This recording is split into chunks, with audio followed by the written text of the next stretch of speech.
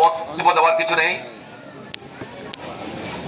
এখন আমাদের কাজ হচ্ছে আমাদের ঢাকা ৫ আসনের মাটি ও মানুষের নেতা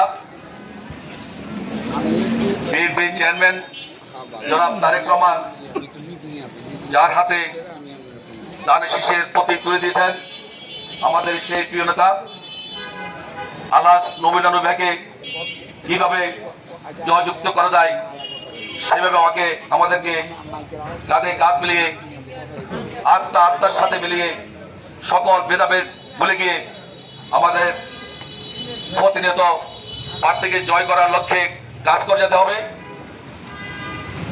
মূলত কথা হচ্ছে আমাদের এখন আর উত্থান বৈঠকের সময় নেই, কোনো সভা করার সময় নেই। আমাদের কাজ হচ্ছে রাস্তাঘাটে, দোকানপাটে, ঘরে ঘরে গলিগলিতে গিয়ে মা বোনদের কাছে গিয়ে দানের শীষে ভোট চাইতে হবে এবং